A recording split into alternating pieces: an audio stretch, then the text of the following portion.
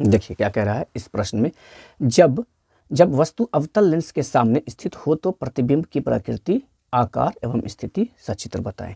तो अवतल लेंस के सामने अब वस्तु यहाँ रखें, कहीं पर भी रखिए, एक ही जैसा प्रतिबिंब हमेशा प्राप्त होगा। कहीं भी रख लीजिए आप, ठीक है, कहीं भी रख लो।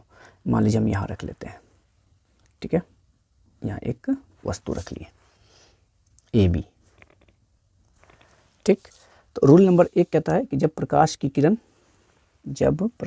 किरण प्रधान अक्ष के समांतर आपतित हो, तो ठीक है, आपतित हो गई, तो अपवर्तन के बाद क्या होगा, फोकस से गुजरता है या फोकस से आता हुआ प्रतीत होता है। तो इस लेंस का काम है प्रकाश को अपसारित करना, फैलाना। तो ये ऊपर की ओर जाएगा, तो ऊपर की ओर जाएगा तो इट मीन्स हमें ऐसा फील हो रहा है कि ये फोकस से आ रहा है। तो इसे हम डॉट लाइन से दिखाएंगे। एक्चुअल में फोकस से आ नहीं रहा है, ये समांतर आया और अपवर्तन के बाद लौट गया, अपवर्तन के बाद ये लौटा है, ठीक। लेकिन ऐसा प्रतीत हो रहा है कि फोकस से आ रहा है, ठीक।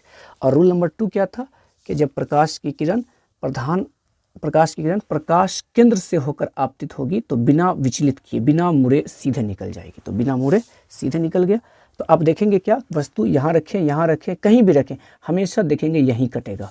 हमेशा आप यह देखेंगे कि वस्तु का जो प्रतिबिंब बना है वो F2 और O के बीच ही बना है हमेशा, ठीक। तो प्रतिबिंब की प्रकृति क्या है, तो वस्तु भी प्रधान अक्ष के ऊपर और प्रतिबिंब भी ऊपर। तो इसका मतलब सीधा, तो हम आभासी या काल्पनिक सीधा, तो आभासी और सीधा, ठीक है, सीधा, बस सीधा। आकार तो वस्तु से तो छोटा है, हमेशा छोटा बनेगा, वस्तु से छोटा। और हमेशा स्थिति कहाँ होगा, F2 मतलब फोकस और ये प्रकाश केंद्र के बीच। तो स्थिति F2 तथा O के बीच, ओके।